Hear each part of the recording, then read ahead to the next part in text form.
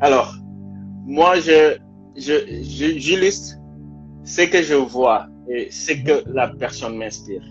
Aujourd'hui, je vais te montrer ce que Babadem m'inspire ici. Donc, voilà. Pour moi, Ben, dis donc. pour Mais, moi, mais dis donc. t'es, t'es t'es le Nelson Mandela du temps moderne, de ce siècle présent. Non, Ok? ça c'est trop d'honneur. En tout cas, Oui, merci beaucoup. mais C'est moi, c'est franchement. comme ça que je le vois parce que tu parles aux gens, tu as fait beaucoup d'événements où tu as parlé à une multitude et quelque part, tu es en train d'impacter des gens sans le savoir peut-être parce que il y a des témoignages, il y a des gens que tu touches quand tu parles et bah, quand il parle, il n'a pas besoin en fait de chercher les gens, c'est les gens qui vont le chercher. Et aujourd'hui, le monde a besoin des personnes comme toi pour réveiller les consciences et surtout nous Africains, on a besoin de ça. Et je pense que tu es en train de faire un boulot en tout cas extraordinaire. Et je pense que jusqu'ici, la plupart c'est du bénévolat. Mais en fait, quand tu le fais avec passion, tu n'as pas l'impression de perdre ton temps. Donc, d'où cette illustration. Et je te vois bientôt devant une multitude de personnes hein, dans le monde, Waouh, et surtout en waouh. Afrique, pour parler aux jeunes et faire des leaders qui impactent le monde. Waouh. En tout cas, je m'attendais pas du tout à ça. Et vraiment, tu es inspiré. Il n'y a rien à dire. Franchement, après, comme je dis, c'est vraiment beaucoup trop d'honneur pour moi. Mais franchement, merci beaucoup. Merci beaucoup. Bah, c'est Il partagé, faut que tu m'envoies ce graphique. Je partagerai sur mes supports. effectivement. Et le but, c'est ça, en fait. Bon, et je pense que ça va te faire une bonne image sur les réseaux sociaux. Et en fait, c'est ça que tu incarnes, tout simplement. Donc, à la fin, je te l'envoie. Et ça me fera honneur que tu puisses le partager sur tes réseaux sociaux. Inch'Allah, Inch'Allah. Alors, sans plus tarder, on va commencer. Et je remercie toutes les personnes qui sont déjà connectées. Il y a des amis à toi, Nicolo Debo. Hein. Pour le Donc, débo. C'est une dame en plus. J'espère qu'elle va ah, bien. donc welcome aux amis de Baba et welcome aussi à mes amis. D'habitude, damay éviter des limes parce que ku lim da ngay juum quoi. Donc, Ah, on vous voit vous connecter. Merci. Merci aussi de rappeler les autres hein, dans vos statuts que ça a commencé et qu'il ne tarde pas parce que ça sera super important. Chaque minute et chaque seconde sera super important. Donc, Baba, je te demanderai de te présenter. Hein. Baba fan la judo, fan la yaro, fan la jangé, où est-ce qu'il a vécu son enfance. Et voilà, si tu veux faire un big up à tes amis Alpulaar aussi, c'est l'occasion. Hein, parce que gis naa ñuy casse ne ñun dégguñu olof, il faut ah, tu as faire vu ça? Alpulaar. Mais bon, ça va Si, être compliqué, je comprends pas le Alpulaar, mais tu peux leur faire non, un big up, ça leur fera plaisir. non, non, mais un big up à la communauté Alpolar, Minos Salmineon. Et puis, c'est le Sénégal, c'est l'Afrique. Les Alpolars Mhm. sont un peu partout. Et, Ouais. euh, et puis, c'est ça, c'est le brassage des ethnies, l'ouverture aux autres.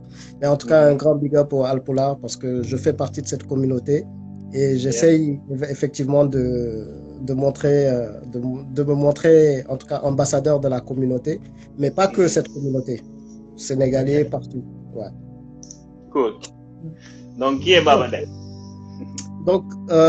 par contre, pour mon enfant, j'ai pas l'habitude hein, de parler de mon enfance, mais je vais essayer quand même. Je vais essayer Fimo Judo, Fimo Yaru, tout ça. Ça va être très, très, très bizarre parce que j'ai quand même été un enfant assez privilégié. Je suis Ok. né, ben déjà les circonstances de ma naissance, euh, Newbury, en tout cas, donc de ce que j'ai, hein, des retours de ma mère, des retours de mes oncles, de la famille.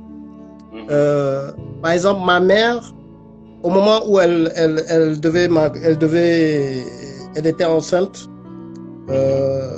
Donc elle était l'aînée de sa mère. Moi, j'étais l'aîné de ma mère. Ok. Entre ma mère et sa mère, c'était vraiment très fusionnel leur relation. Donc je suis le premier enfant qu'elle allait présenter à sa mère. Donc le premier petit-fils de ta Voilà, grand-mère. le premier petit-fils, donc il y avait cette excitation. Et juste pour raconter, moi pendant toute mon enfance, j'ai fait que voyager. Ok. Donc là où je devais naître, j'étais à Lagos à ce moment-là. Je devais naître à Lagos parce que mon père était diplomate de carrière. D'accord. Donc chaque année, chaque 3 ans, 4 ans, il devait bouger. Et au moment de naître à Lagos, du coup, elle apprend 10 jours avant ma naissance le décès de sa mère. Oh. Donc à ce moment-là, toutes les personnes se disaient mais comment elle va faire pour que je naisse en fait. Okay. Parce qu'elle était, tu vois, elle était à 10 jours de la naissance et elle-même, on lui avait interdit de retourner à Dakar. Mais elle a dit non, il faut qu'elle aille à Dakar pour l'enterrement de sa mère et tout ça. Et c'est comme ça, dans ces circonstances, que je suis né un 22 mai à Dakar, à l'hôpital principal. Mais sinon, je devais naître à Lagos. Ouais, Lagos. Donc, à chaque fois, donc du coup, c'est quelque chose qui l'avait marqué. Et donc, à chaque fois, elle me raconte sa maman. Et donc, voilà les circonstances de la naissance. Après, si je dois continuer sur mon enfance, elle est assez originale. Donc, du coup, quand on a quitté Lagos, moi, j'ai pas de comment ça s'appelle? J'ai pas de flash de cette enfance-là, de quand je suis né, de 2 ans jusqu'à 3 ans. Mais quand les gens me disaient Nigerian boy, les Nigérians là-bas, Nigerian boy. Donc, à un moment, on devait revenir sur Dakar. Et les Nigériens disaient à ma mère, il faut laisser Nigerian boy ici parce que we are sorry qu'il aille dans un petit pays comme le Sénégal. Et donc c'est ce que les Nigérians disaient. Ils disaient sorry Nigerian boy, you don't have to go to a small country like Sénégal. Donc c'est comme ça que les Nigérians voyaient. Et du coup, après moi, ce dont je me rappelle, c'est qu'après on est allé au Japon en fait. Japon, et au Japon, c'est là-bas où j'ai fait. Japon, je me rappelle, c'était là-bas où j'ai commencé vraiment l'école, la maternelle, les premières années. Et je me souviens qu'au Japon, on parlait japonais entre nous, hein, avec mes frères. J'ai eu 3 frères qui sont nés. Non, 2 frères qui sont nés au Japon. Nous sommes 5 dans la famille. Donc j'ai 2 frères qui sont nés au Japon. Et entre nous, on parlait japonais. Mon père, lui, nous parlait français. Parce qu'on fréquentait également l'école française de Tokyo, l'école franco-japonaise, voilà, école franco-japonaise de Tokyo. Et donc on parlait japonais entre nous. Et ma mère, elle, par contre, elle parlait le peul parce qu'elle avait ramené sa sœur aussi. Donc elle parlait le peul avec sa sœur. Et quand elle nous parlait aussi en peul. Sauf que nous, on répondait pas en peul, mais on comprenait dès l'enfance tout ce qui était en peul en fait. Mon père lui tentait le Wolof, il essayait de nous apprendre le Wolof, mais pour nous ça n'entrait pas, c'était juste des Nagadef, Diamarek, etc. Mais ça n'entrait pas. Alors que le peul, on nous imposait pas de parler le peul, mais on apprenait le peul grâce à la maman. Et donc c'est au Japon qu'on a démarré. Et là où je me souviens, c'est que quand on a quitté le Japon, on est allé à Ottawa, au Canada. Et quand on parlait, donc là-bas, j'ai fait ils appellent ça le lycée Claudel. Lycée Claudel, c'est le lycée un peu francophone en fait, le lycée francophone de Ottawa. Donc c'est le lycée Claudel. J'ai fait là-bas, c'est-à-dire on a continué par rapport à l'école. Et je me souviens très bien d'une chose, c'est quand mon père, à un moment, quand il nous entendait parler japonais, il nous a dit c'est terminé là. Vous n'êtes pas des Japonais. Vous arrêtez de parler japonais entre nous. Vous vous mettez à l'anglais ou au Wolof, mais le japonais c'est terminé. Et du coup, c'est comme ça qu'on a laissé tomber le japonais. Mais il y a une chose qui m'échappe, si tu me permets. Au Japon, tu as quitté à quel âge? On a fait 6 ans au Japon, donc il devait peut-être 7 ou 8 ans, quelque chose comme ça. Je me souviens plus. On a fait 6 ans au Japon, Donc, non, 8, peut-être 8 ans, je ne me rappelle plus très bien. Mais je sais qu'on a fait au total 6 ans au Japon. Ouais, donc ça doit être 8 ans parce que j'ai fait 2 ans à Lagos. Donc 6 au Japon. Ensuite, on est allé au Canada. On a fait quoi, 3 ans au Canada. Ensuite, du Canada, on est allé à New York. Donc, tu vois, toute cette enfance-là, et c'est quand on a quitté New York après qu'on est arrivé au Sénégal.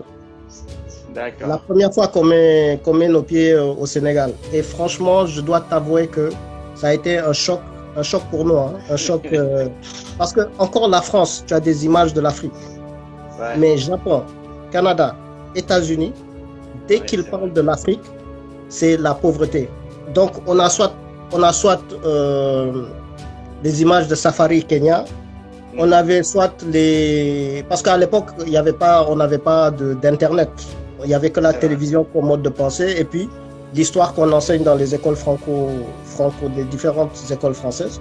Et on ne parle de l'Afrique que, excusez-moi l'expression, mais ça va être les cases, ça va être lorsqu'il y a les guerres, c'est-à-dire que rien de positif sur l'Afrique, sauf quand ils te mettent éventuellement la musique.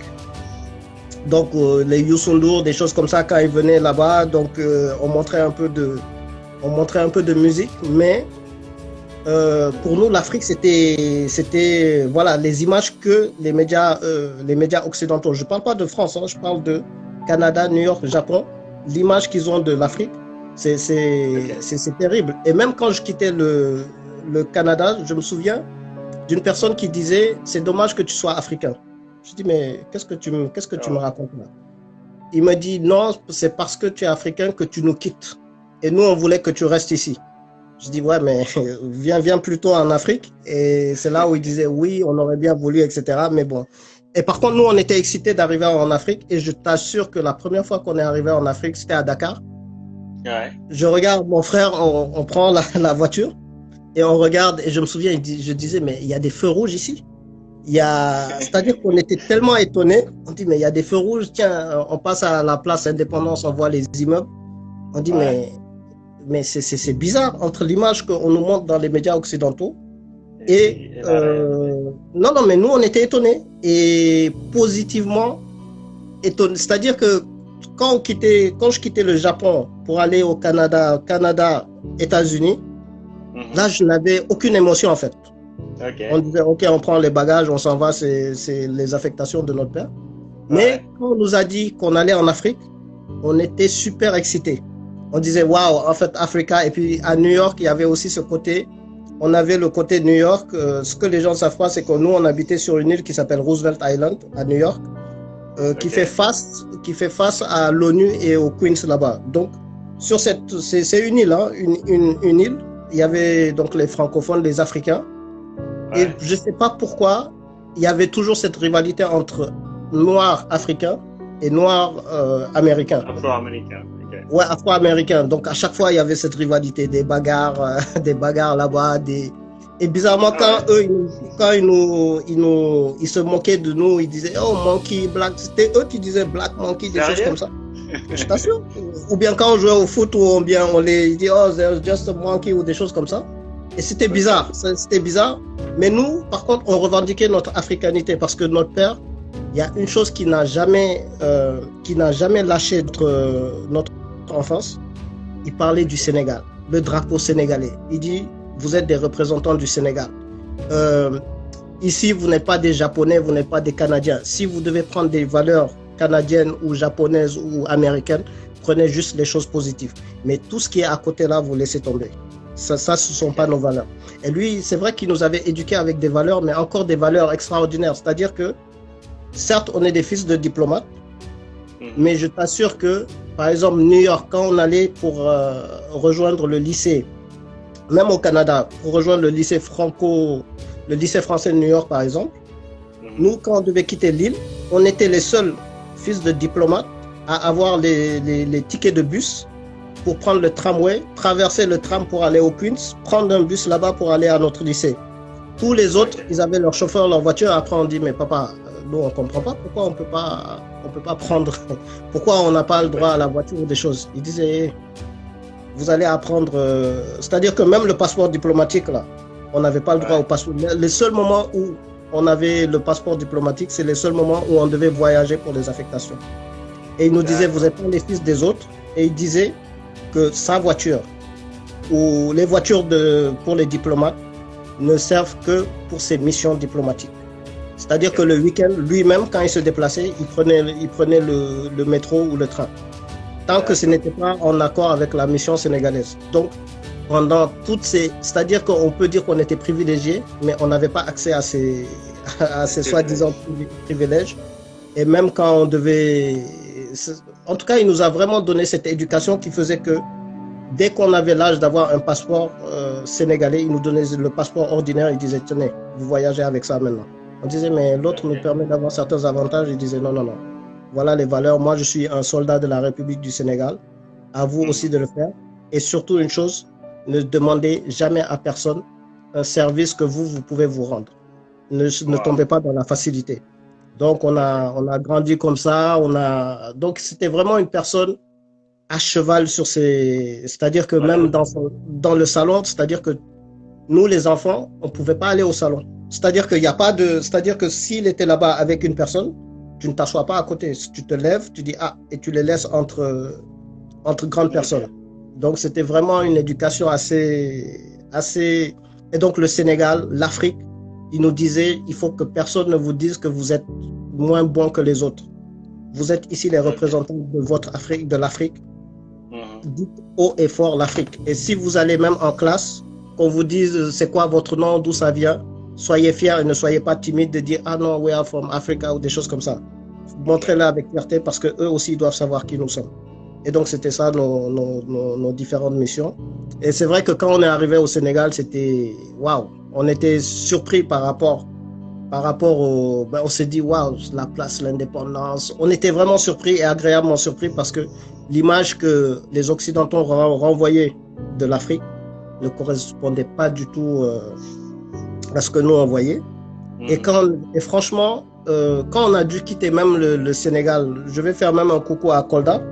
C'est-à-dire que quand on allait en vacances, mon père est de Kaolack, c'est ma mère qui est plutôt de Kolda, mais on allait toujours à Kolda. Et quand on allait à Kolda, par exemple, c'est là où on découvrait cette humanité extraordinaire. C'est-à-dire que les gens, dès que tu arrives, tout le monde venait t'accueillir. Ah, Kodo Hari. Donc, c'était les enfants qui couraient derrière.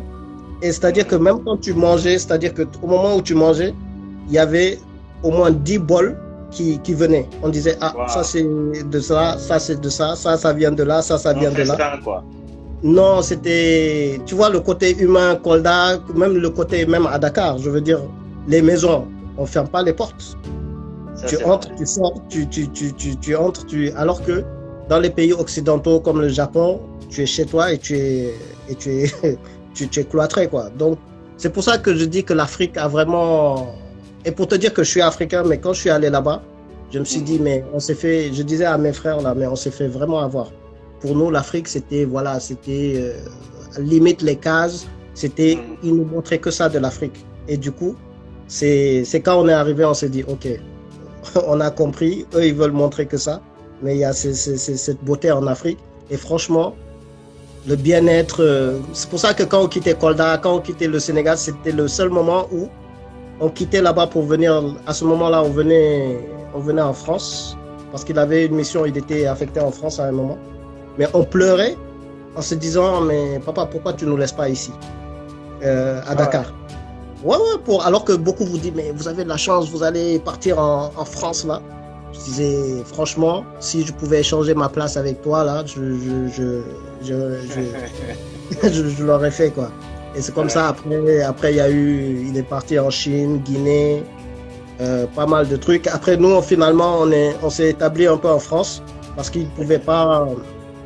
Notre scolarité, donc on était au lycée. Moi, j'ai fait le lycée ici, à Dakar, j'ai fait le collège Saint-Michel. Okay. Et j'ai fait le collège Saint-Michel parce que le collège Saint-Michel et ensuite j'ai fait le lycée Lamine Gueye. Lamine Gueye. Et en quittant le lycée Lamine Gueye, après je suis venu ici, et donc dans le 17e, il y a eu le lycée Balzac. Et ensuite j'ai continué, j'ai fait l'université Paris 13 de Villetaneuse, où j'ai suivi Sciences Éco, un truc un truc classique. Classique, c'est pour ça. Et c'est à partir de là, bon, après, ça a été classique, hein, tu trouves un job, tu entres. Mais après, il y a eu cette phase où je suis entré dans le développement personnel. Après, il y a toute une phase où c'était métro, boulot, dodo. C'est-à-dire, tu suis ta voie, on te donne ce que tu dois faire et tu faisais que ça. Et après, finalement, ce petit déclic. Donc, en gros, si je dois parler de mon enfance, ça a été beaucoup de voyages, en fait, beaucoup de voyages. Okay. Avant de s'installer définitivement, de s'installer stabilisé en France. Ok. Je comprends maintenant pourquoi tu dis que tu as eu une enfance privilégiée parce que ça a quasiment fait le tour du monde, hein? Asie, Amérique, Europe, Afrique. Je pense que tu es bourré de culture. Et est-ce que tu as gardé des mots est-ce que tu saurais tenir une conversation en japonais aujourd'hui? Non, j'ai juste quelques mots, iteke kudasai, ou bien des mots des petits mots comme ça, des petites bribes, ibisu nichome, mais ça va pas plus loin que ça. Et je pense, par contre, ma mère arrive à connaître des mots, mon père aussi forcément. Mais c'est vrai que quand il nous a interdit de ne plus parler en japonais, alors que tu imagines que nous, en arrivant au Canada, entre les frères, on se parlait en japonais. Wow. Et en fait, lui, ça l'a énervé. Il s'est dit, mais au lieu de parler en Wolof ou en Peul, vous êtes là à parler, on n'est pas des Japonais. Maintenant, c'est terminé, ne parlez plus japonais entre vous. Et donc, donc c'est comme ça qu'on a laissé tomber le japonais, quoi. Ok. C'est super intéressant. En tout cas, merci pour ce résumé de ton enfance. Maintenant, j'aimerais en fait, est-ce que tu te rappelles de certaines anecdotes de ton enfance où tu as dû, comme aux States ou au Japon, peut-être ton premier jour à l'école, tu étais le seul black, j'imagine. Est-ce que tu as subi des moments de racisme ou des moments où tu t'es vraiment affirmé en tant qu'Africain? Non, parce que en fait, je pense que quand tu vas à l'école, tu subis pas le racisme en fait. Je pense que le racisme vient vraiment après quand tu as les diplômes, tu dois t'insérer, t'insérer. Mais après, là où il y a des différences, c'est vraiment la différence culturelle en fait. Je me souviens de cette anecdote au Canada où mon père, par exemple, quand tu faisais une bêtise, après c'est l'éducation, hein, c'est l'éducation à l'africaine. Quand tu faisais une bêtise, tu étais sûr que la cravache n'était pas loin. Et du coup, à chaque fois avant qu'ils nous mettent cette cravache là, c'est comme s'ils donnaient un rendez-vous. Ils disaient attends, je vais y arriver là.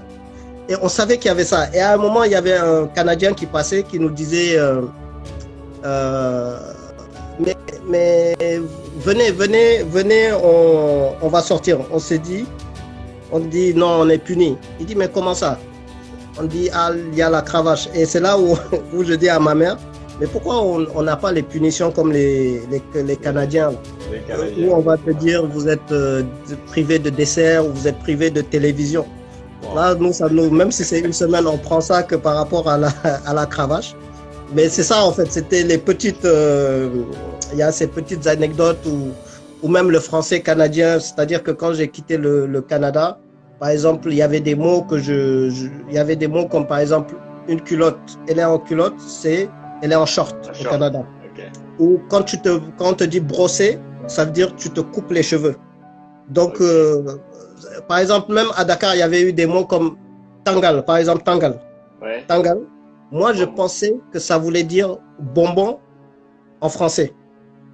Okay. Et donc, quand je suis venu pour la première fois à Paris, j'allais voir les médecins, je disais, les commerçants, je disais, donnez-moi du tangal. Okay. Et je lui montrais, la personne dit, mais c'est quoi tangal? Je dis, tangal, c'est ça qui est là. Il dit, mais c'est quoi? Je dis, là. Et il me disait, mais ça, c'est pas un tangal, c'est un bonbon. Tu vois, en fait, il y a tu sais, au Sénégal, on disait biscuit avec tangal. Donc, biscuit, c'est le croquant. Bonbon, voilà, exactement. Consus. Ouais, c'est vrai. Donc, il y a ces petits mots, mais sinon, non, il n'y a pas vraiment. Les seuls moments de racisme qu'on a eu, mais c'est ça qui est curieux, hein, c'était face aux Anglais, face aux Noirs américains. Ok. Après, je sais pas, est-ce que c'était plus une rivalité de bande où on disait, bon, les Africains, les Américains. Après, il y a toujours eu ce côté aussi où ils pensent que c'est nous qui les avons vendus, en fait. Et ça, Ah c'est oui, oui, c'est ancré. vrai. Et ça, c'est. C'est un mensonge, ça. Mais c'est ancré dans leur tête. Ils te disent, we are Afro-American, but we are not from Africa.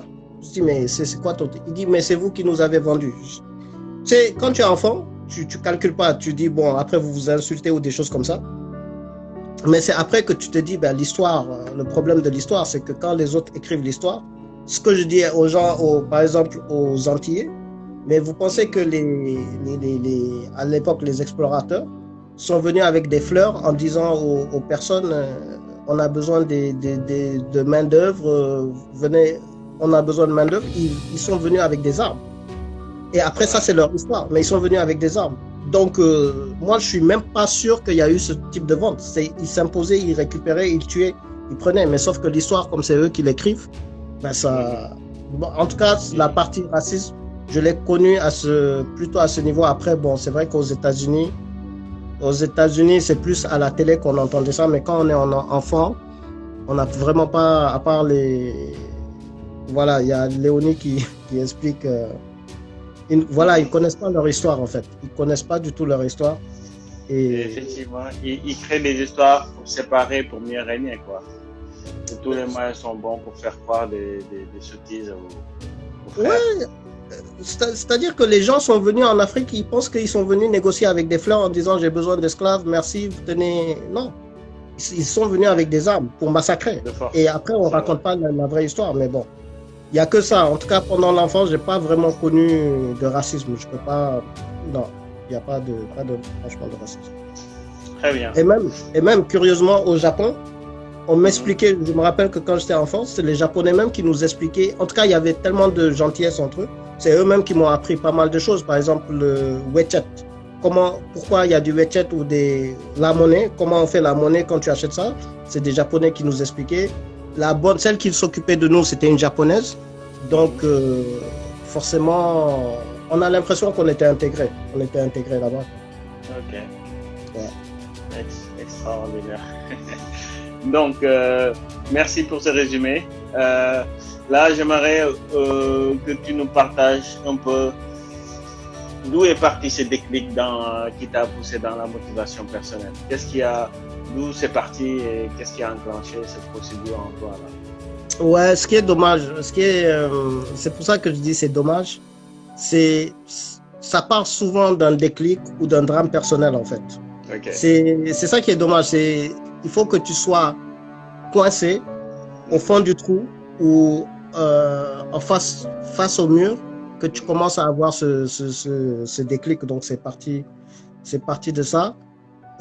Mais par contre, honnêtement, ça m'a beaucoup changé en fait. C'est-à-dire qu'il y avait des moments où ce que je raconte souvent, c'est que j'ai été aussi je pense qu'il y a eu l'éducation, il y a eu cette éducation où tu ne dois pas demander, tu sais, il y a cette éducation où il faut être digne, fier. Si tu as des problèmes, tu te les gardes pour toi. En plus de cela, moi, mais mon caractère, c'était que j'étais une personne hyper timide, mais d'une timidité extraordinaire. D'ailleurs, en disant ça, je me souviens qu'à Dakar, par exemple, on habitait sur l'avenue de la République. C'était face à la pharmacie de la République. Okay. Et quand je montais, c'était dans les appartements, quand je montais et que j'entendais des voix que je ne connaissais pas, je préférais faire demi-tour. Wow. Et je sais que je faisais demi-tour, je disais je fais demi-tour parce qu'il y avait cette timidité qui faisait que aller voir les gens, c'était compliqué pour moi. La plupart des gens, ils ne savent pas. Mes oncles ou tantes, ils ne savent pas. Même jusqu'à présent, mon père, il ne sait même pas que je parle. Bon, lui, il n'est pas dans les réseaux sociaux, mais s'il me voit parler comme ça, il se dit, waouh, toi, tu t'exprimes ou tu parles et je me souviens qu'à Dakar, en plus, il y avait les chiens errants un peu partout au plateau, là. C'est les chiens qui avaient des blessures, là. Et moi, c'était ma phobie. Les chiens, c'était ma phobie. Donc, quand je descendais, je devais affronter ces chiens-là. Donc, mais je préférais affronter ces chiens que de retourner chez moi et la timidité allait jusque-là. Donc c'est vrai qu'après, tu connais un petit drame, vraiment des difficultés personnelles. Et à un moment, tu sais, à un moment dans ta vie, tu as beau être croyant, tu es là, tu te dis que il faut pas que tu sois comment on va dire, une charge, un boulet. Est-ce que c'est même pas l'éducation japonaise? Parce que les Japonais, dès que tu avais honte de quelque chose ou que tu allais faire honte à tes parents ou à ta famille, eux, ils se faisaient harakiri. C'était ça les Japonais, c'était ça. Donc, à un moment, tu es là, tu n'as plus d'emploi, tu as plus d'argent et tu as honte de demander à tes parents qui croient que toi, tu réussis, de venir te soutenir, quoi. Donc, tu te laissais aller, il n'y avait rien qui entrait. Et à un moment, je crois que j'ai failli faire un accident là. Et c'est là où je me suis dit, après ça se réveille, après je vais dans une bibliothèque, je lis, c'est un livre d'ailleurs de développement personnel, c'est une femme, c'est même pas un développement personnel, mais c'est une femme qui expliquait son histoire, où Fiona Harold elle s'appelle, et qui a vu par exemple sa mère overdose, se suicider dans une baignoire, son père allait en prison et tout ça, et donc elle expliquait son parcours. Et c'est là où je me suis dit, mais là où je me trouve là, mais elle c'est encore, c'est pire que tout. Et moi j'ai pas le droit de me plaindre. Et à un moment j'ai décidé, donc du coup j'ai commencé à lire son livre, et je me suis dit non, il est temps que tu te réveilles. Et après c'est des références, dans son livre il y avait des références, donc j'ai commencé à lire certaines choses, mais à chaque fois que je lisais, je notais. Et je me suis dit, il y a la lecture, c'est-à-dire que tu peux aller au cinéma, par exemple, tu vois un film qui te motive ou qui t'inspire, mais 2 jours après, c'est oublié. Ta motivation, ou 2 jours après, sont oubliés. Et là, du coup, je notais, je me suis dit, ok, c'est le American Ways of Life, c'est-à-dire, eux, ils aiment parler de leur American Way of Life. Donc, je me dis, s'ils disent ça, je vais essayer ça. Et c'est comme ça que j'ai commencé à écrire. Et petit à petit, en fait, finalement, il fallait juste agir petit à petit. Et du coup, peut-être que ça m'a transformé, mais c'est comme ça que je suis allé vers l'humain un peu plus. Okay. Et c'est là, et l'anecdote que je raconte dans toute... je crois même que c'est la première anecdote qui a fait qu'on m'a connu pour les conférences. C'est le fameux éliminer vos barrières de la tête. Pour faire court, éliminer vos barrières dans la tête, c'est... Donc à ce moment, quand je décide de me réveiller, je me suis dit, bon, j'appelle mon père, je lui dis, papa, voilà ma situation. Je commence à lui dire un peu la vérité. Okay. Et il commence à comprendre ce que Et il m'a dit, hey, dans la vie, ne t'auto-flagelle jamais. Ne t'auto-flagelle jamais. Arrête de dire que c'est voilà, ça. Ne t'auto-flagelle jamais. Dès que tu as capté pourquoi ou d'où vient le problème, commence à essayer de le régler. Mais ne jamais t'auto-flageller, et surtout ne va jamais dire ton problème à des personnes qui ne vont pas résoudre ton problème.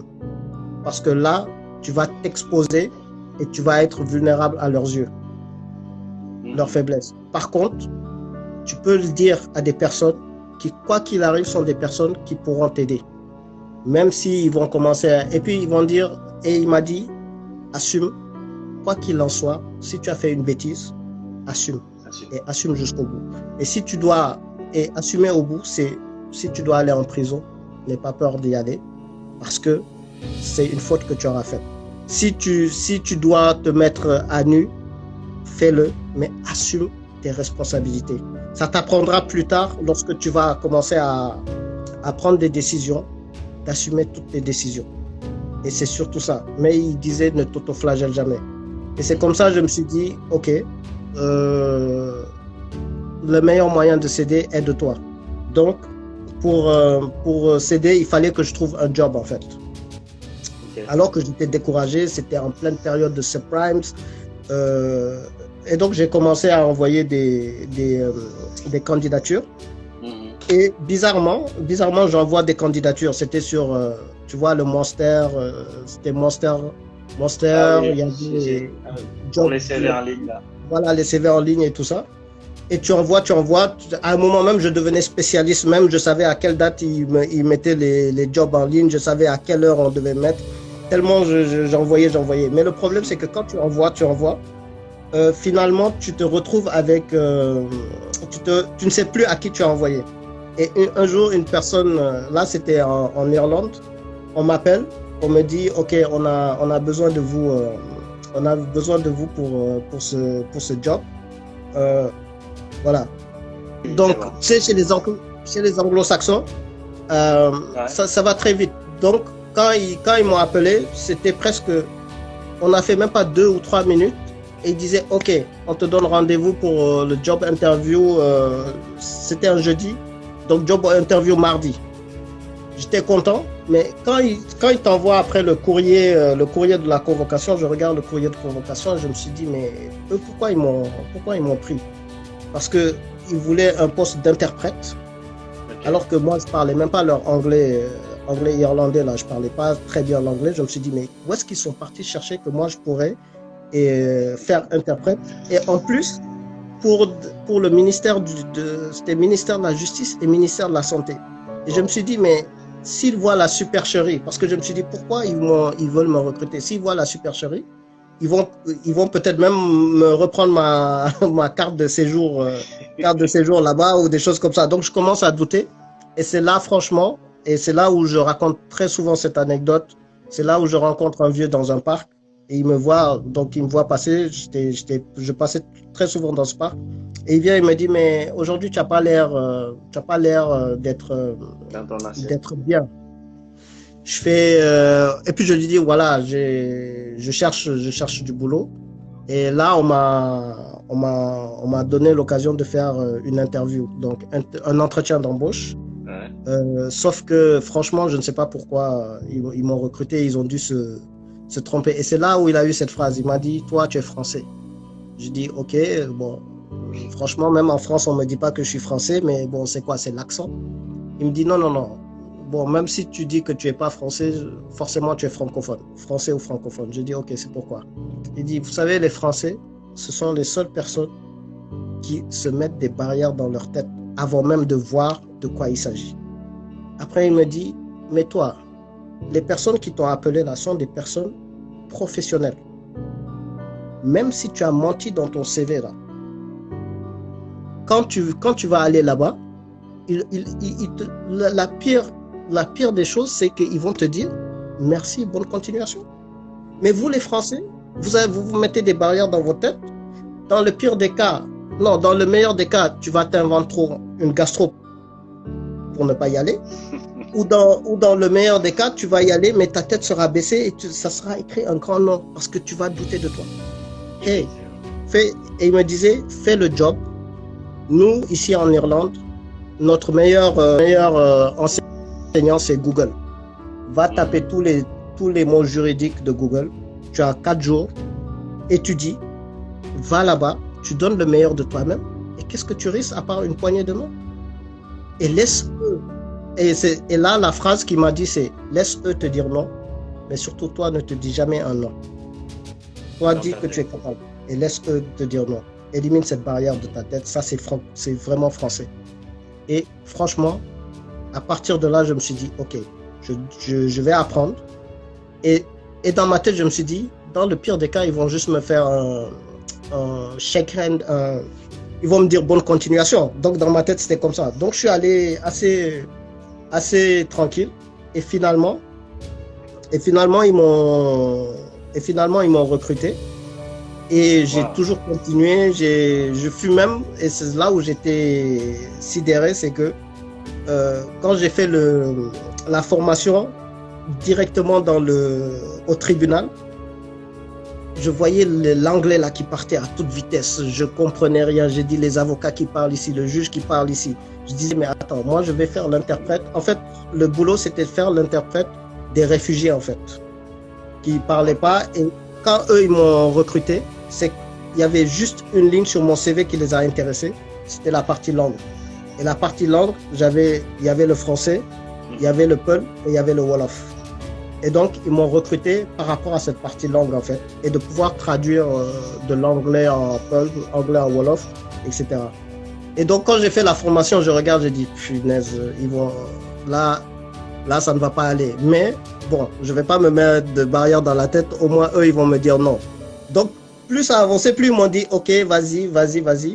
Et je me souviens que quand on m'a donné le premier cas, c'était une Guinéenne. Et j'étais là. Et donc, la Guinéenne qui était réfugiée, on lui dit, voilà, on vous a amené une personne qui va vous traduire par rapport à votre cas. Et la Guinéenne, par contre, a dit, bon, moi, je parle anglais, donc il n'y a pas de souci. Et donc, moi, on m'a laissé tranquille. On m'a dit, bah, écoutez, désolé de vous avoir fait déplacer. Mais quoi qu'il en soit, on va vous payer votre déplacement et vous allez rester ici jusqu'au bout. Vous allez être payé, même si vous ne faites rien.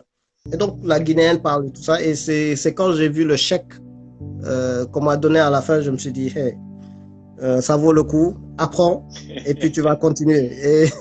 Et après, je fus l'un des meilleurs. En tout cas, je me souviens, je fus l'un des meilleurs. C'est-à-dire, il disait, aucun juge, après mes prestations, aucun juge ou aucun avocat n'a mis une réserve sur moi. Et donc, au final, et c'est ça l'anecdote où la personne dit, élimine tes barrières dans la tête. La pire des barrières, c'est pas les barrières que les autres vont te mettre. La pire des barrières, c'est pas celle de la société, parce que tout ça, tu peux franchir les obstacles. Mais la pire des barrières que tu pourras pas franchir les obstacles, c'est les barrières que tu vas te mettre dans ta tête. Et ça, c'est le pire des barrières. Et il disait, et c'est pour ça, sa phrase, quand il a dit, laisse les autres te dire non, que toi tu te dises non, ça a été une phrase. Et à partir de là, je pense que c'est à ce moment-là où je me suis dit, fais, tu réussis, tant mieux, tu réussis pas, c'est pas la fin du monde. Et donc, je pense que l'histoire est partie de là. Et quand je suis revenu en France, les gens qui me connaissaient, ils me disaient, mais attends, il y a quelque chose qui a changé en toi. Maintenant, tu parles, tu t'exprimes. Waouh, ça nous intéresse. Comment? Et puis, tu leur expliquais petit à petit. Et de fil en aiguille, les gens, c'était à Vanves, c'est dans la région parisienne. Donc, il y avait une élue qui disait, waouh, franchement, j'aime le Sénégal et tout ça, mais la mentalité que tu as, j'en aurais besoin pour nos employés, des choses comme ça. Et c'est comme ça qu'avant, on m'a ouvert une permanence là-bas. Et c'est comme ça que j'ai débuté Alors que pour moi, c'était juste des conseils que je donnais comme ça. Et pour moi, c'était plus, entre guillemets, les Touaregs qui me sollicitaient en fait. Donc, je disais, OK, je fais un truc que je peux faire gratuit, mais eux, ils veulent me payer pour ça, ben, let's go, on va le faire. Et pourtant, et franchement, c'est là où tu vois que les relations humaines, c'est quelque chose d'extraordinaire en fait. Il n'y a rien de... Après les résultats que tu as derrière, c'est extraordinaire, mais je pense que la plus belle des choses, c'est quand, franchement, je la salue, c'est Awadem, on a le même nom, qui était présidente de l'association des diplômés étudiants maliens. C'est elle savait ce que je faisais. On s'est connecté parce qu'on avait le même nom. Et c'est elle qui m'a dit, lors d'une journée d'accueil des étudiants, qui m'a dit, écoute, ça serait bien que tu puisses parler de développement personnel à ces étudiants. C'était en 2012 ou 2013. Okay. Et moi, je lui ai dit, bon, écoute, là, tu me parles d'étudiants, en plus les étudiants africains, ils sont assez critiques. C'est-à-dire que si je me présente, ils vont dire, mais c'est quoi développement personnel? Qu'est-ce qui vient nous fatiguer? Qu'est-ce qui va venir nous fatiguer? Et je ne sais même pas qu'est-ce que je peux leur apporter. Elle m'a dit, elle m'a mis mon nom sur le truc conférencier. Et donc, ça a suscité, c'était à l'université d'ailleurs Paris 13, et ça a suscité un peu de curiosité de la part, parce que en même temps, j'étais acteur aussi associatif en fait. Donc, je faisais partie de l'ADEME aussi. Okay. Et du coup, ceux qui me connaissaient, ils disaient, nous, c'est toi qu'on est venu écouter. Et donc, comme je passais en dernier, je voulais esquiver. Donc, à chaque fois, je dis, et comme les manifestations prennent souvent du retard, donc je me souviens que ce jour-là, comme j'étais le dernier à passer, je disais, bon, écoutez, mes précédentes, ceux qui sont intervenus juste avant moi, elles ont tout dit. Vu qu'on a dépassé l'heure, on va s'arrêter là, et ceux qui veulent me voir, on se verra au niveau du cocktail. Et c'est là où elle m'a dit, ah non, tu as 30 minutes. Et c'est comme ça, et c'est parti comme ça en fait. Et c'est ce jour-là où les gens m'ont dit, wow, tu sais ce que tu nous as dit, tu nous as parlé, on dirait que tu as parlé à moi-même. Et, et c'est parti de là, éliminer les barrières dans la tête, expliquer certaines choses. Et après, moi-même, j'ai évolué en même temps. Et plus j'évoluais, plus dans ma tête, c'est-à-dire que il y a vraiment une chose que j'apprends, c'est que, quel qu'il en soit, tu vas apprendre. Appliquer, c'est-à-dire tu vas maîtriser la chose. Mais au final, le plus important, c'est que tu t'appropries la chose et que les choses qu'on te dit doivent venir de toi-même. Et du coup, si on regarde les premières en tout cas, interventions ou conférences que je faisais en 2013, la seule chose qui venait vraiment de moi au départ, c'était cette anecdote d'éliminer vos barrières de la tête. Mais après tout le reste, c'est comme des conseils dont je parlais, mais qui pouvaient venir inspirer d'ailleurs. Et au fur et à mesure que j'avançais, j'ai intégré des rencontres, des inspirations, le Rwanda par exemple. Et je crois que c'est cette fameuse anecdote sur le Rwanda qui a fait qu'après les gens m'ont suivi par rapport à ça. Et je sais que cette intervention faisait pleurer pas mal de gens. Et du coup, on m'a repéré, en tout cas dans cette communauté africaine, pour le coaching.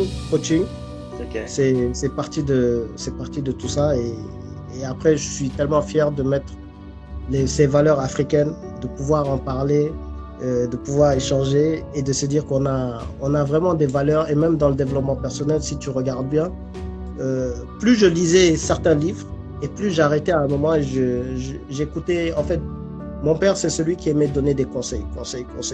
Parfois même, ça nous fatiguait, mais il nous disait asseyez-vous et puis commencez les conseils. Et du coup, plus j'entrais dans ça et plus je me disais, mais ça, c'est mon père, il nous disait ça, notre grand-père nous disait ça. Si tu as la foi et que tu lis le Coran, la Bible ou les autres, la Torah ou autre chose, mais c'est que du développement personnel. Tu vas dans les villages, tu écoutes tes grands-pères, ta grand-mère, tes grands-parents, les griots, tu t'assois, tu écoutes. Si tu fais attention juste aux paroles, c'est que du développement personnel. Et le truc, c'est que nos valeurs, notre développement personnel qui est basé, pour moi, sur la communauté, le partage, et que l'individu est sublimé par le collectif, et pas celui des Occidentaux où le développement personnel sublime l'individu au détriment du collectif. Et c'est cette beauté, tu vois, c'est cette beauté de l'Afrique, c'est que quand tu gagnes, je me souviens de cette anecdote, quand tu regardais la Coupe du Monde, quand les Français ont gagné championnat d'Europe, c'est Patrice Evra, comment ils s'appellent, les Vieira, tout ça. Quand ils étaient fêtés en France, après ils étaient fêtés en Afrique. Et quand ils étaient fêtés en Afrique, tu vois comment le partage, et les autres étaient jaloux parce que les Français, là, ils allaient dans leur village, 3-4 bières, félicitations à la mairie, ça s'arrêtait là. Mais regarde comment en Afrique, on porte des gens qui sont même français, des Vieira, des non-africains, et comment on les porte en Afrique. C'est pour te dire que ces valeurs de partage, la communauté, je pense que c'est ça notre richesse. Le problème est qu'on commence à vouloir adapter le système anglo-américain qui est basé sur mais eux, c'est leur histoire, hein, le capitalisme, aller dans la conquête, l'individualisme, le côté truc, ça c'est leur... et je pense qu'on est en train de basculer sur ça. Or, les Européens ou les Américains vont revenir sur les bases africaines pendant que nous, on est en train de les suivre. Donc moi, ma mission, c'est juste de montrer que vous n'avez pas besoin d'aller aussi loin que ça. Sachez que votre réussite doit être la réussite de l'autre. Lorsque vous avez un nom, que ce soit Dramé, Traoré ou tout ça, lorsque vous réussissez, tous les Traoré dans le monde vont être fiers parce que tu portes haut leur nom. Un Dupont qui réussit, mais ça s'arrête juste à la famille Dupont. Tous les autres Dupont, ils ne calculent pas. Donc c'est pour dire qu'on a cette richesse, c'est-à-dire qu'il ne faut pas qu'on... Comme je disais, c'est le collectif qui nous sublime. Et c'est le collectif qui va sublimer l'individu. Alors que l'Européen, c'est on sublime l'individu. Après, à sa retraite, il va regretter toute sa vie parce qu'il s'est déconnecté. Donc, je pense qu'il y a cette partie sociale que nous, on a. Et c'est pour ça que je fixe vraiment mon développement personnel là-dessus. Et je pense que tu avais déjà eu à écouter. Moi, ma meilleure partie, c'est c'est la partie où je dis soyez fiers de vos identités. Et quand je dis soyez fiers de vos identités, c'est soyez fiers de toutes vos identités. N'écoutez pas les autres qui vont sublimer juste votre ethnie. C'est comme je disais, je suis fier d'être Alpulaar, je suis fier d'être Peul, ma mère est Peul, mon père est tout couleur, mais je suis Alpulaar, tu vois. Je suis fier de dire que je viens de Kolda, qui est la partie de ma mère, comme je peux être fier de dire que je viens de Kaolack, la partie de mon père, comme je suis fier d'être du Fouta, fier d'être du Sénégal et d'aller voir les autres en disant je suis sénégalais, et fier de me dire que je suis malien parce que je suis africain. Donc, c'est-à-dire qu'il y a aucune... Quand il y a un problème qui a à dire, ouais, Black Lives Matter, c'est les Noirs américains, alors que chez nous, en Afrique, il y a déjà ça. Non. Parce que ce qui est atteint chez les Noirs, ça t'atteint toi-même.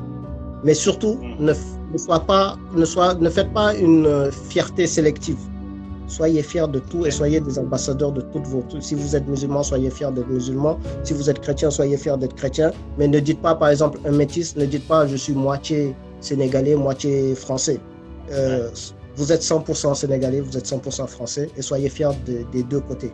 Et c'est ça, c'est celui qui va retourner au Sénégal. Si tu es métis, tu regarderas bien deux métis. Ils vont au Sénégal, il y a un, on va plus ou moins lui parler et il y a une autre qui sera tellement intégrée qu'on va lui dire yo sénégalais. Ouais. Il y a des gens. Il n'y a pas de barrière.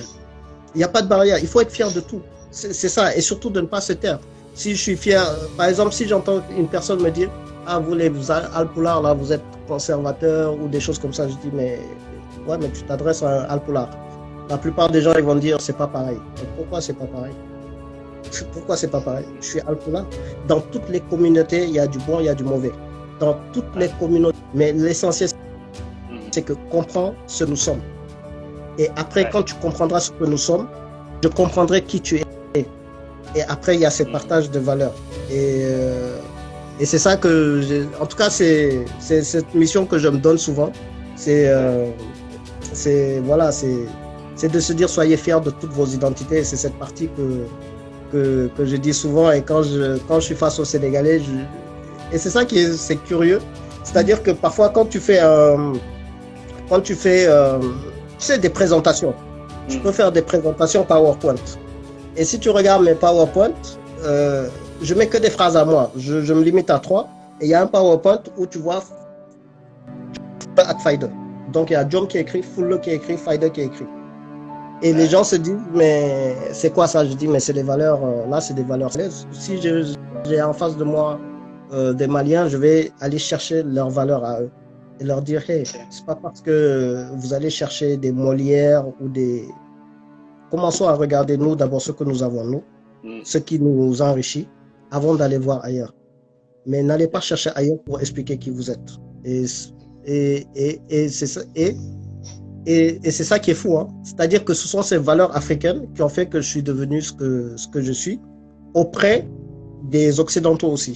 Et donc voilà, en gros, bon. Ouais, mais c'est super intéressant qu'ils arrivent. Bon, moi, je bois mon bissap by Mael Cooking. mais Mael Cooking, là, parfois, il faut envoyer... le bissap, c'est Mael Cooking. C'est ça. Donc, on va essayer de commander... on va commander chez Mael Cooking, là. Ah, il le faut, hein. J'ai vu quelques vidéos, et franchement, les vidéos avec... comment il s'appelle? Léonie, ouais. Léonie et Hassan, franchement, je suis resté scotché. C'était beau à voir. Franchement, c'était riche. Et ça fait plaisir de voir que, tu vois, qu'il y ait des gens de la diaspora. C'est ça que je dis souvent. Quand tu mets pour exemple des personnes qui sont proches de nous, ça inspire beaucoup plus les jeunes. Parce que quand tu les vois, tu vas te dire, quand j'ai écouté Léonie, ceux qui ont écouté Léonie et qui sont à Dakar vont se dire, ok, regarde comment elle a fait pour obtenir comment elle est arrivée au Sénégal. De fait que la manière même dont elle était en train d'écrire pour obtenir son visa pour le Canada. Franchement, en tout cas ceux qui regardent, si vous n'avez pas regardé les vidéos de Kakodja, regardez-les parce que c'est inspirant. Et moi, je préfère ça que qu'on me donne des exemples. Tu vois, en fait, le problème, c'est que quand on te donne des exemples comme, on va te dire Barack Obama, par exemple, on va te dire il a réussi à devenir. Mais Barack Obama, il est loin de. Pour moi, c'est pas cette proximité qui va te dire, tu vas te le prendre comme un héros. Nelson Mandela, on va te dire c'est un héros. Mais quand tu as une personne qui est proche de toi, et tu dis, regarde, lui, il est passé par où et regarde comment il a réussi, toi, tu vas te dire, lui, s'il a réussi, tu vas pas le prendre pour un héros, même s'il devient président, mais tu vas lui dire, si quand même lui, il a réussi et qu'il est passé par là, pourquoi pas moi? Si on nous met des modèles américains ou des modèles comme ça, on dit les noirs, les réussites de noirs, ça va pas vraiment nous parler, ça va dire, ah, descend lui, il a arrivé quelque chose de plus. Donc c'est pour ça le travail que tu as accompli là, c'est vraiment important parce que ça, plus il y a la proximité, plus nous, on va se dire, lui, il est sénégalais, il fait ça, donc on va aussi, ça va pas nous empêcher de réussir. Et c'est ça qui est super intéressant en fait, super intéressant. Merci pour ça en tout cas. Et moi, c'est toujours un plaisir. Et je sais que la vie de n'importe qui peut m'inspirer, même le petit talibé qu'on peut mépriser dans le coin de notre rue, qui lui a vécu des choses qui sont super motivantes et qu'on peut toujours apprendre des autres. Et c'est vrai qu'on trouve beaucoup de phrases de motivation. Par exemple, je pense à Les Brown qui raconte un peu son parcours. Mais voilà, on n'a pas la même culture, on n'a pas la même vie. Par contre, quand on entend Baba Deb qui est sénégalais, qui nous a donné quelques mots en wolof, tout de suite on peut s'identifier à lui. Et quand on s'identifie à lui, on se dit, s'il est parvenu à le faire, moi aussi je peux le faire. Parce que on est sénégalais et lui il a saisi sa chance. Et pourquoi pas moi? En plus, quand il raconte son parcours, tu te dis, ouais, il n'y a pas de secret, quoi. Il a tout dit et il faut juste essayer de faire mieux que lui. Et c'est super important. C'est ça. Généralement, mon père disait, il disait, je veux que vous soyez mieux que moi. Alors que lui, il avait atteint un certain niveau, il dit, je veux que vous soyez meilleur que moi. Mais après, il rajoutait derrière. Si par contre si tu deviens cireur de chaussures, sois le meilleur parmi les cireurs de chaussures. Mais tout doit venir de ta foi et de ton cœur. C'est-à-dire que quoi que tu fasses, ne triche pas avec ce que tu fais. En attendant là, par exemple, il disait les petits boulots que tu dis tu vas faire en attendant. Mais pour moi, c'est pas ta vocation. Parce que si tu dis en attendant, tu vas y rester, mais c'est pas vraiment dans une cohérence. Tu peux effectivement te donner, si tu fais les boulots en attendant, c'est les boulots, tu vois, comme tu peux faire dans le McDo, tu sais, les boulots étudiants, des choses comme ça, tu te dis en attendant d'avoir mieux, je vais me contenter de ça. Il disait, soit tu en fais des objectifs, tu te dis, je fais 1 an. Mais dans les 1 an que tu fais, il faut qu'il y ait quelque chose. Soit tu amasses, tu décides d'économiser de l'argent pour faire ta formation et tu sais pourquoi tu fais ce boulot, soit en attendant, c'est-à-dire il disait que le 9-17, c'est le 9-17 heures, ça va être peut-être pour payer tes factures. Mais ta réussite va commencer à partir de 18 heures jusqu'à l'heure de te coucher. Et il me disait, au moment où tu te couches, il disait, il le disait en Wolof, mais il disait au moment où tu te couches, l'oreiller, dès que tu poses ta tête sur l'oreiller, pose-toi juste une question. Qu'est-ce que j'ai fait de ma journée qui m'a apporté moi, personnellement? Il disait une journée, tu peux être fatigué pendant une journée. Il disait, tu vas aller travailler ou tu vas aller faire des cours. Ensuite, tu vas aller acheter peut-être le pain, tu vas aller faire un lunch, tu vas aller voir une personne que tu devais rencontrer, tu vas faire ça. Et à un moment, tu vas rentrer chez toi, tu vas être fatigué, tu vas dire, waouh, j'ai fait beaucoup de choses. Mais est-ce que ça t'a apporté personnellement? Si tu fais la vaisselle, tu vas faire ton linge, etc., c'est quelque chose d'obligatoire que tu dois faire, mais qui ne va pas t'apporter quelque chose personnellement. Tu vas au boulot pour avoir ton job, pour avoir la facture, pour pouvoir payer les factures, ce n'est pas quelque chose qui t'apporte personnellement. Si tu vas te coucher et que tu n'as rien de ça dans une journée, ce n'est pas grave. Au début, ce n'est pas grave. Mais si tu restes une semaine et à chaque fois que tu te couches, tu dis « je n'ai encore rien fait qui m'apporte personnellement », là, ça commence à être compliqué à partir du moment où je t'ai expliqué la chose. Et apporter personnellement, ça peut être lire un livre qui va te faire avancer. Et il disait, si tu lis un livre où tu veux te former, tout ce que tu vas faire doit être dans un objectif. Si tu décides de vouloir parler l'anglais dans 6 mois, mets-toi à apprendre l'anglais tous les jours ou bien tous les 3 jours ou tous les 4 jours. Mais tu sais que dans 6 mois, tu vas atteindre tel objectif. Donc il disait, ça c'est une formation personnelle. Et ce qu'il disait, il disait que quoi que tu fasses, si dans tout ce que tu fais, tu agis, il y a une chose qui va toujours te sauver dans la vie, c'est ta foi. Et cette foi va te permettre, il disait, cette foi va te permettre de toujours te sauver, etc. Donc, il disait, si tu dors dans ton djegenaï en Wolof, sur ton oreiller, pose-toi toujours la question, qu'est-ce que j'ai fait aujourd'hui qui m'a apporté personnellement? Et il disait, ça peut être juste une petite chose, mais il faut qu'il y ait quelque chose qui t'apporte personnellement. Et quoi que tu regarde surtout dans le futur. Et c'est comme ça où parfois je me disais, ah, je suis fatigué aujourd'hui, ma journée est pleine. Mais quand tu détailles ta journée, finalement, tu te dis, tu n'as rien fait qui t'apporte personnellement. Et il disait, essaye d'avoir au moins cette petite fenêtre et tu peux avancer dans la vie, quoi. Donc, et mon père, c'est un Sénégalais. Donc, c'est pour te dire que les sources d'inspiration, on en a plein en Afrique. On en a plein en Afrique, donc il ne faut pas les oublier au départ. Et je sais que quand je discutais, par exemple, le même discours que je tenais au Burkinabé, que ce soit aux Maliens, Guinéens, eux tous, ils ont la même réaction en disant « Waouh, on dirait que tu parlais pour moi ». Donc ça veut dire qu'en Afrique, on a beaucoup de choses communes.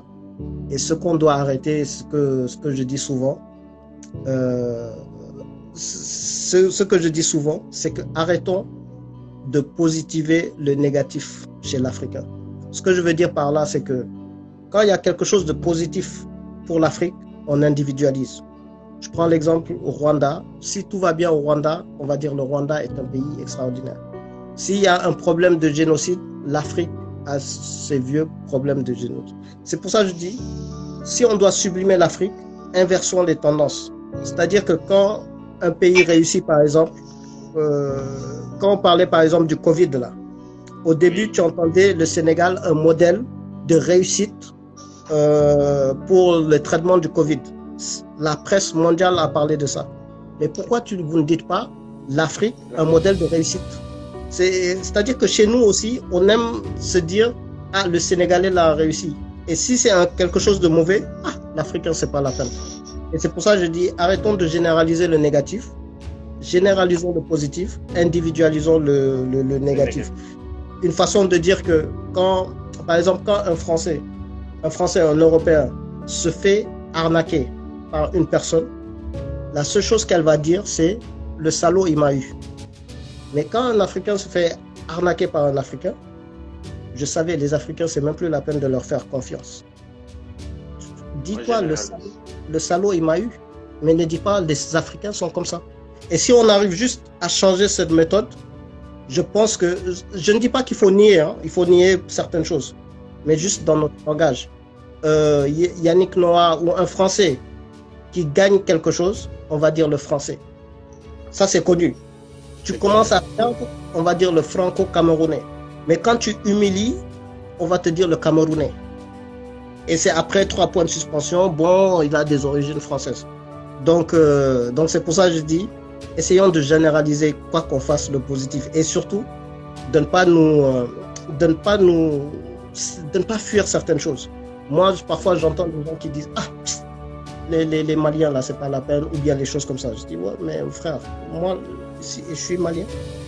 Où je suis ça, arrêtez de... » C'est pour ça que le Rwanda a été franchement une étape décisive pour moi. Parce que tu regardes une chose, en tout cas, j'invite tout le monde, en tout cas ceux qui écoutent ici, à aller au Rwanda par exemple. Parce que là-bas, vous allez apprendre ce qui est vraiment l'humanité, l'humain. Et là-bas, j'ai appris comment le génocide peut démarrer en fait. Comment l'homme peut être à un point, il faut aller au Rwanda. C'est-à-dire que même en leur racontant, les gens ne vont pas comprendre. Mais il faut aller là-bas pour voir les limites de bestialité qu'il y a eu. Et ça part de quoi? C'est-à-dire que quand tu veux tuer la personne, tu le traites de cafard, par exemple. Et j'ai essayé de faire cette petite anecdote. Après, cette comparaison n'est pas raison.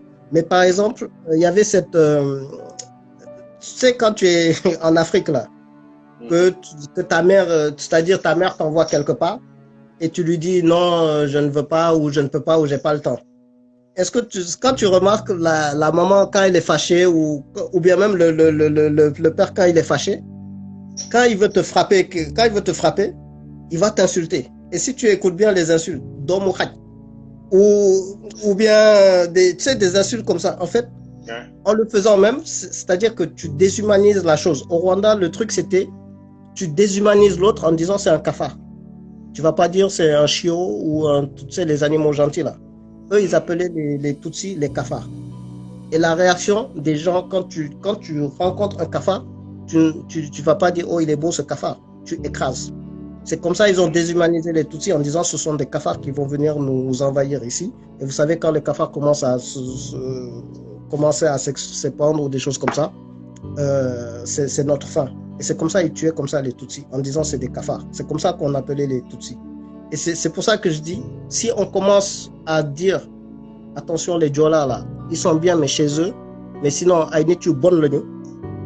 on commence à créer des choses qui peuvent aller très très loin.